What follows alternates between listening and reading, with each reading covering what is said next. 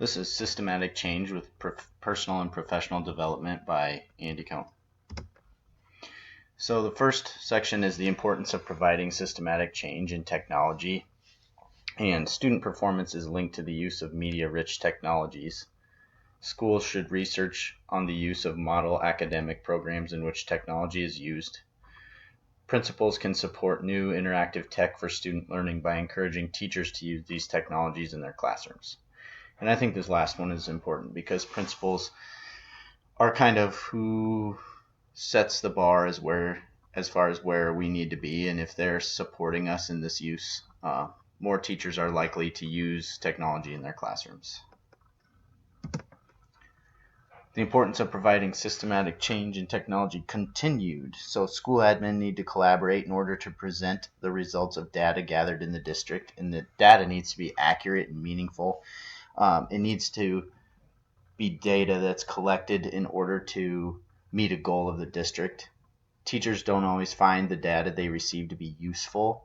I, for one, am a person who's been in many meetings where administrators have gone over data, and I don't think it's useful to me in my everyday classroom, and that's what we're working toward, is finding data that is.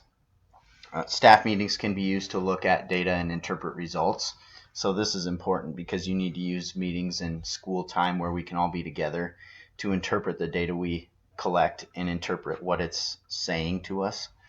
And we need to ask ourselves if our weekly meetings include data that can bring a change in student learning. So the data we collect needs to be working us toward a goal of changing and improving student learning. District leaders should align their curriculum, learning outcomes, and tech goals as they make district plans, such as ongoing recruitment, hiring, and evaluation of professional staff members. So, as we're recruiting people to work in our district, hiring people to work in our district, and evaluating people that work in our district, we need to make sure that our curriculum is aligned to what we want our technology goals to be. Teachers are the most important factor in school improvement. They directly affect student learning.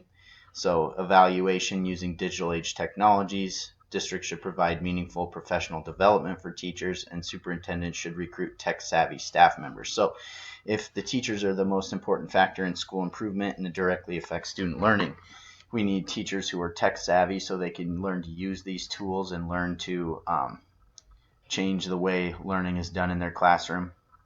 And our districts need to provide us meaningful professional development. So the professional development we receive should be working toward making sure all of our teachers become more tech savvy and are able to use this technology to improve student learning.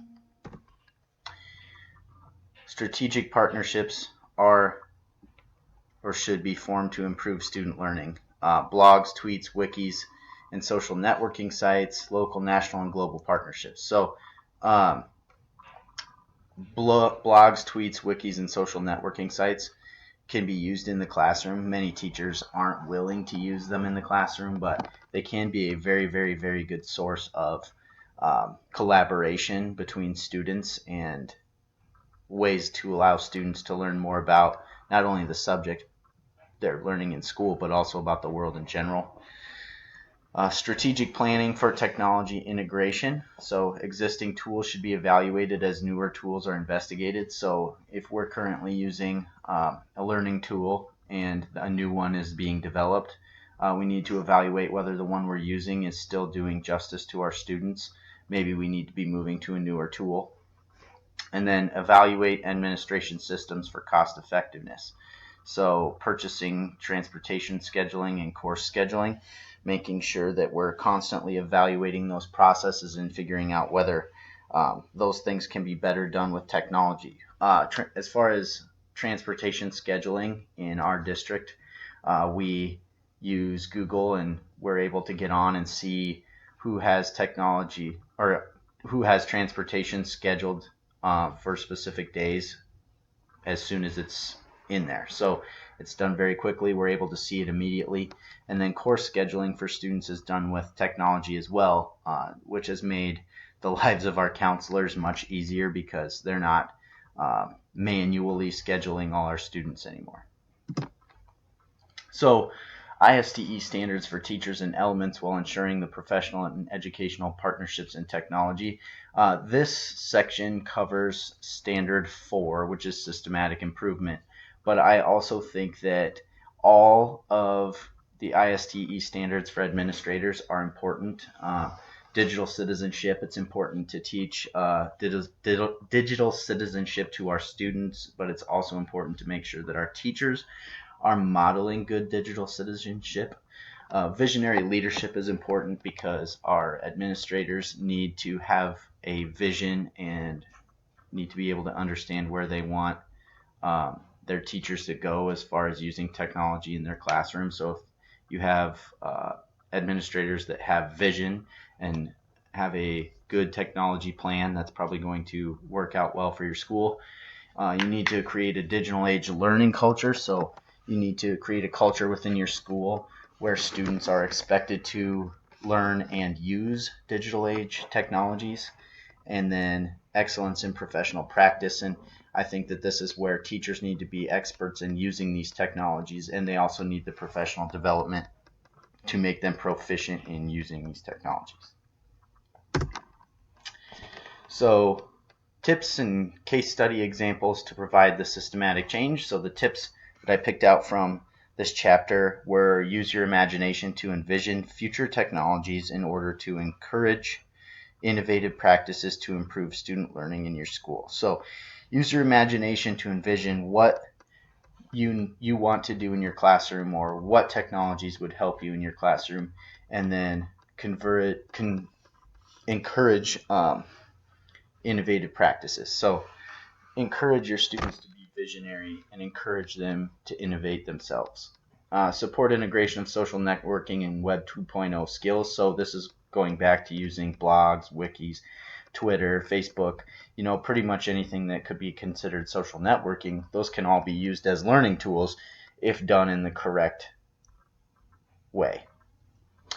And then use faculty meetings to interpret data. So that's a big one for me. I think that in my school we could do a better job of using faculty meetings to look at data and kind of see where we are, where maybe we want to go, and what could help us get better.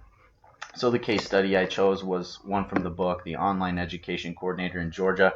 And this one, they talked about their bring your own technology allows them to personalize learning. Well, our school is currently 1-to-1, so it's similar. So all of our students have the same technology, where if in a bring your own technology school, maybe they wouldn't be, but it kind of applies to the school I'm in. It allows for greater collaboration, which is true. My students use many different tools to collaborate in my classroom using their Chromebooks. We're 1-to-1 with Chromebooks. Using apps to record classroom visits and observations. This isn't done in my school, but I could see where it would be helpful for administrators to record your classroom, or for me to record my classroom and kind of see what I observe in my teaching, or what they observe in my teaching. This case study said students' in-home technology must be the same at school, as schools have heavy restrictions. So this was where they maybe had some concern about the technology students were bringing, because they have filters and things like that aren't necessarily as easy to put on a student's personal device. And then virtualization allows for expanded schools. So better use of resources, lower cost of new resources, flexibility in deploying new instructional environments, and smaller physical plans. So basically, it allows you to expand your classroom. If you're using a device of some kind, not only do you have everything you've always been using in your classroom, but you've also got that expanded classroom where you can use those digital tools and information that's on the web.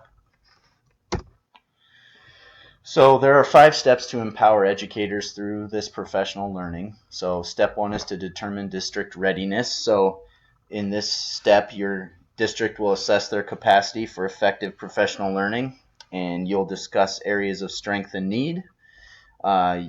Basically, you're going to look at how your district can move forward toward full implementation and changing and improving professional learning. And this is also professional learning itself. So you're going to build a common understanding, ownership, and coherence of where your school currently sits. Step 2 is assessing the current professional learning. So it supports districts in planning, integration, and implementation of professional learning and continuous improvement. It's 2 parts. Part 1 focuses on the characteristics of high quality and evidence-based professional learning strategies. So those strategies that are going to help you improve. And then part 2 focuses on characteristics of high quality and evidence-based online and blended professional learning strategies. So step 2 or part 2 is where you're learning your tech learning strategies, your online learning strategies, and your blended learning strategies that are going to help you teach your students to be 21st century learners. Step 3 is refining professional learning. This is where you'll get a document that will provide a brief description of online and connected professional learning strategies related to one or more of the following. So fostering online and connected learning as part of day-to-day activities, integrate online and connected learning with ongoing face-to-face and formal professional learning aligned with improvement goals, and connect with other networks and online communities nationally and globally. Step 4 is implement professional learning. So you'll get a checklist to identify online learning options to recommend to educators. And then when completed, the checklist will show decision makers which tools will likely help educators further the district's student learning and improvement goals. So it'll basically show which ones are high quality and will count as formal learning options. And then step 5 is measure, refine professional learning. So it presents a process to collect, analyze, and share evidence to the value professional learning activities are creating for educators and students. Time to evaluate the effectiveness of your work, basically. So the assessment tool example I chose was Edpuzzle. It allows you to create quizzes based on YouTube videos. I think it's a good tool because if you're using it in your classroom, you can use it as part of a blended learning activity. Students could be required to use this tool as lecture and assessment. So you give them the video as the lecture, and then the assessment is the quiz where the video stops. They have to answer a question or two about the quiz or about the video, and then they can move forward. It could also be used by administrators to deploy professional development or important school information. In my school, my administrators use this tool to give us new and important information for school policies. And then the quizzes show that we have understood and know the material. And then finally, to wrap up, my recommendations and conclusions. So my recommendations, if a school administrator is working on this process, is that they should learn how to read and interpret data that's useful to their school goals. That's a big one to me. And then schools should use an assessment tool to judge where they currently sit and where they need to go in their school improvement. And my conclusions are that administrators should follow all the ISTE standards to improve their schools. And then one of the standards I think is important for administrators is to make sure they're modeling acceptable use. And this will show their teachers what is expected of them.